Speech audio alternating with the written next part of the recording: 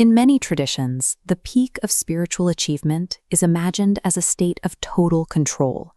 A practitioner subdues their desires over years of meditation, eventually reaching a vantage point where they comprehend the entirety of existence.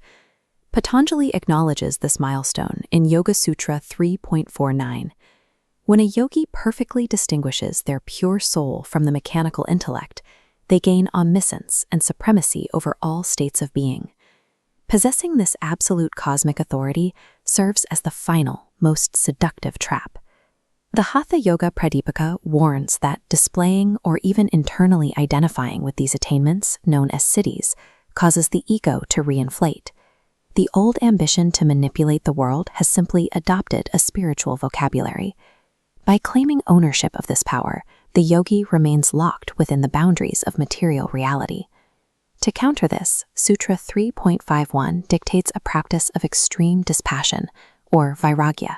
The yogi is required to look at their own all-knowing, all-powerful status and consciously reject it. Patanjali identifies the lingering attachment to these powers as the seed of evil.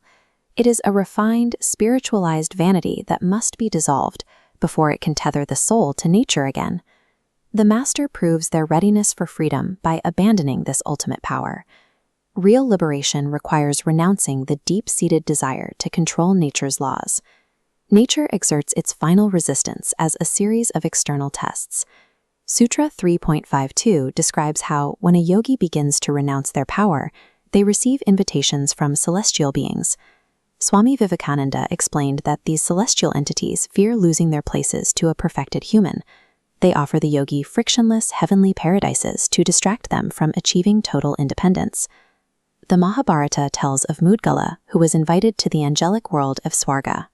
Before boarding the celestial chariot, he questioned the messenger about the specific flaws of that realm. Mudgala realized that even a heaven is bound by time and the exhaustion of merit. Eventually, any inhabitant of those worlds must return to a lower state of suffering. Any surge of pride or fascination at a celestial invitation immediately restores the ego's connection to Prakriti, or material nature. Rejecting paradise itself is the mandatory price for true freedom. It prevents the practitioner from settling for a comfortable, high-level illusion.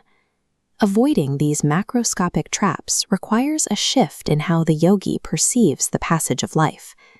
Sutra 3.53 directs concentration onto the smallest possible units of time, analyzing the single moment and the sequence that follows it. While perceived as a continuous flow, time consists of discrete units called kshana. Focusing entirely on the expanding gap between these moments prevents the mind from linking them, halting any projected sequence or access to memory. Mastering this microscopic void yields the highest discriminative wisdom, or Viveka Khyati, as described in Sutras 3.54 and 3.55. This wisdom bypasses linear progression.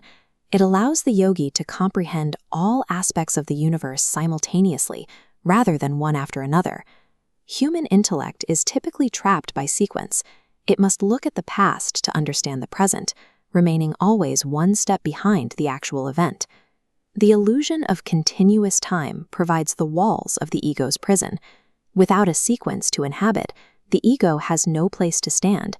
By stepping outside the sequence of moments, the yogi renders the temptations of gods and the pressures of the material world irrelevant. The final verse of the Vibhuti Pada, Sutra 3.56, defines the state where the practice of yoga finally resolves. Liberation occurs when the mind's intelligence energy, the sattva, reaches parity with the pure spirit, Purusha. Classical yoga uses the metaphor of a perfectly clear mirror. For a lifetime, the mind projected the ego's desires. Now it reflects only the soul's light. In the Vedic view, material nature exists specifically to provide the soul with experience, and eventually a path to exit. Once the reflection and the mirror reach the same clarity, this purpose is completed, and the mirror is discarded. This state is Kaivalya, absolute isolation and independence. The consciousness is completely free from the mind and the universe. Kaivalya represents reality stripped of all filters, a self-sustained existence no longer relying on external input. The relationship with spiritual powers and material nature has been terminated. The yogi has crossed the threshold into the final chapter. Yoga culminates in complete, permanent independence from the material universe, opening the door to the final realization of the self.